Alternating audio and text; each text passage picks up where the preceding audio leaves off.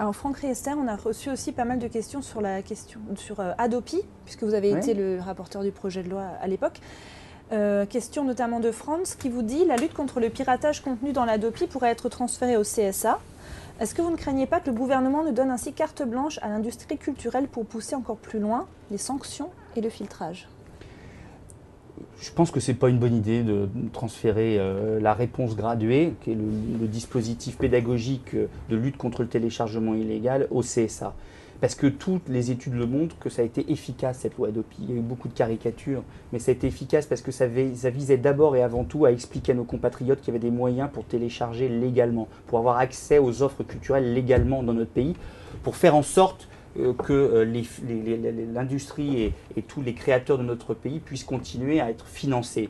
Et qu'on ne peut pas développer des offres légales sans avoir une lutte acharnée contre la concurrence déloyale que sont les pratiques illégales sur Internet. Et que ce dispositif qui était pédagogique, vous avez vu, il n'y a eu quasiment pas de sanctions, a eu des résultats. Même le rapport Lescure le redit. Il le dit très clairement, il dit qu'il y a eu des résultats. Il y a eu un changement de comportement d'un grand nombre de nos compatriotes. Pas tous, et on le savait que ça ne serait pas valable pour tout le monde. Mais en tout état de cause, pour un grand nombre de nos compatriotes, ils ont compris le message que nous envoyions avec cette réponse graduée avec la loi Adopi. Pourquoi changer un système qui marche? Pourquoi aller transférer, sauf pour des questions totalement démagogiques et des questions politiciennes, un dispositif utile vers une autre autorité administrative indépendante dont ce n'est pas le rôle? Parce qu'effectivement, est sous-jacent derrière une dimension très importante pour l'avenir, c'est quelle régulation pour l'Internet? Et si régulation il est nécessaire d'avoir?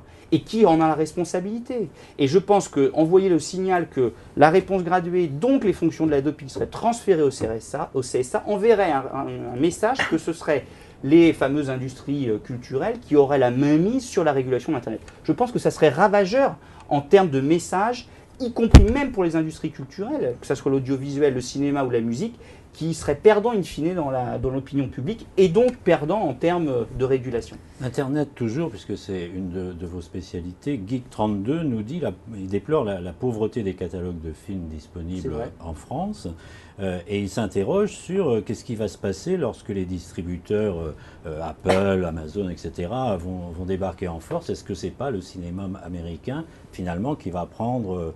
qui va s'installer chez nous de manière... Il y a un vrai risque, c'est vrai. Alors, autant sur la musique, objectivement, les offres légales se sont énormément développées. Et l'éditorialisation de ces offres est beaucoup plus... On pense à Deezer, on pense à Spotify, à toutes les offres d'abonnement. Il y a du choix, c'est facile d'accès et c'est un prix très raisonnable. Autant sur le cinéma, il y a encore beaucoup de progrès à faire. On a notamment la fermeture de ce qu'on appelle la fenêtre Canal, au moment où on met en ligne un certain nombre de vidéos pendant un certain temps, 4 mois après leur sortie en salle.